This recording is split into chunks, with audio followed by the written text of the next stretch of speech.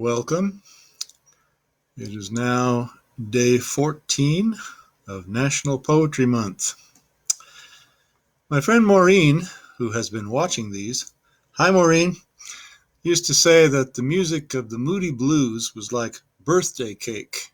It was kind of fun to eat every now and then, but not something you can base a steady diet on. And I was going to say that the same kind of thing could be said of the poetry of John Keats, except that I prefer birthday pie, and I have been known to eat pie at any possible opportunity.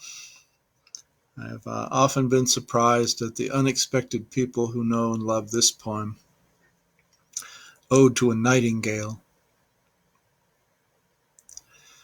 My heart aches, and a drowsy numbness pains my sense, as though of hemlock I had drunk, or emptied some dull opiate to the drains 1 minute past, and Lethe wards had sunk. 'Tis not through envy of thy happy lot, but being too happy in thy happiness, that thou, light-winged dryad of the trees, in some melodious plot of beechen green and shadows numberless, singest of summer in full-throated ease. Oh, for a draught of vintage that hath been cooled a long age in the deep delved earth, tasting of Flora and the country green, dance and Provençal song and sunburnt mirth. Oh, for a beaker full of the warm south, full of the true, the blushful Hippocrene, with beaded bubbles winking at the brim and purple stained mouth, that I might drink and leave the world unseen, and with thee fade away into the forest dim. Fade far away, dissolve, and quite forget what thou among the leaves hast never known, the weariness, the fever, and the fret, here where men sit and hear each other groan, where palsy shakes a few sad last grey hairs, where youth grows pale and spectre thin and dies, where but to think is to be full of sorrow and leaden-eyed despairs, where beauty cannot keep her lustrous eyes, or new love pine at them beyond tomorrow.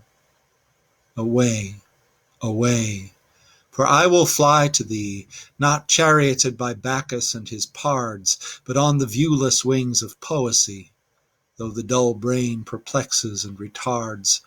Already with thee, tender is the night, and haply the queen moon is on her throne, clustered around by all her starry fays. But here there is no light, save what from heaven is with the breezes blown through verdurous glooms and winding mossy ways. I cannot see what flowers are at my feet, nor what soft incense hangs upon the boughs, but in embalmed darkness guess each sweet wherewith the seasonable month endows the grass, the thicket, and the fruit tree wild, white hawthorn and the pastoral eglantine, fast fading violets covered up in leaves, and mid-May's eldest child, the coming musk rose full of dewy wine, the murmurous haunt of flies on summer eves. Darkling I listen, and for many a time I have been half in love with easeful death, called him soft names in many a mused rhyme, to take into the air my quiet breath.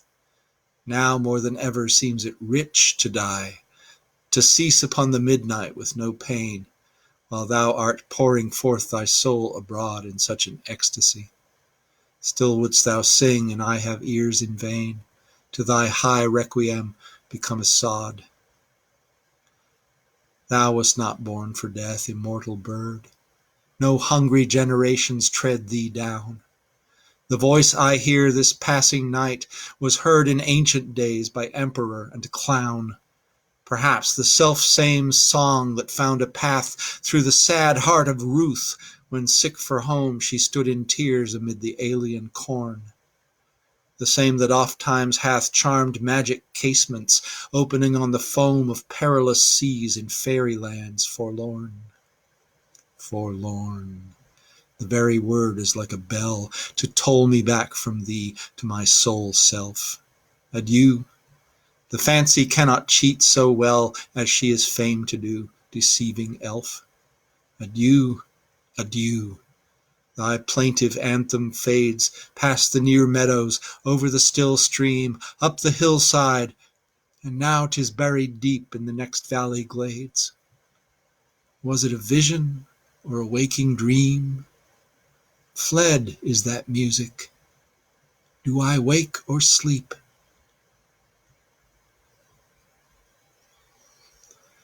The Hippocrene was a stream or spring on Mount Helicon where the poets used to drink to get the inspiration from the muses.